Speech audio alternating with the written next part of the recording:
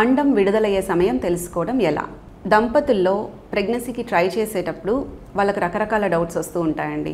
For example లేడీస్లో తీసుకుంటే నాకు అండం పెరుగుతుందా, అసలు విడుదల అవుతుందా, మేము కలిసే టైంకి అండం పెరిగిందా, ఆ టైంకి విడుదల అయ్యిందా లేదా అనేది కామన్గా వచ్చే డౌట్స్. సో ఒక లేడీలో అండం పెరిగి విడుదల అవుతుంది అనే సమయానికి లేడీలో కొన్ని సిమ్టమ్స్తో మనం దాన్ని గుర్తించవచ్చు. For example egg release are ovulation, అండం విడుదలయ్యే టైంకి బంకగా లేదా జిగటగా తెల్లమైల కనిపించడం అనేది క్వైట్ నార్మల్. ఇది టూ సివియర్గా ఉండదు, ఎక్సెసివ్గా ఉండదు. అండ్ ఈ టైంలో ఎలాంటి స్మెల్ ఆర్ దురదగా అంటే ఇన్ఫెక్షన్ వల్ల వచ్చే వైట్ డిశ్చార్జ్ కాకపోవడం వల్ల కేవలం జిగటగా ఉండే తెల్లమైల కనిపించడం అనేది వన్ ఆఫ్ ద సిమ్టమ్స్. తర్వాత కరెక్ట్గా ఎగ్ రిలీజ్ డేకి కొన్ని గంటల ముందు అండ్ ఎగ్ రిలీజ్ అయిన కొన్ని గంటల తర్వాత కింద పొట్టులో ఏ సైడ్ అయితే అండం పెరిగి విడుదలైందో ఆ సైడ్ లైట్గా నొప్పిగా అనిపించడం అనేది కూడా చాలా చాలా కామన్గా జరుగుతుంది. దీన్ని ఓవ్యులేషన్ పెయిన్ అంటారండి.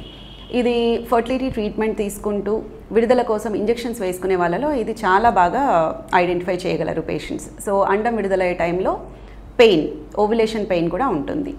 వెరీ ఫ్యూ పేషెంట్స్కి ఫ్యూ డ్రాప్స్ ఆఫ్ బ్లడ్ లేదా స్పాటింగ్ కూడా అండం విడుదలయ్యే టైంలో తెలుస్తుందండి.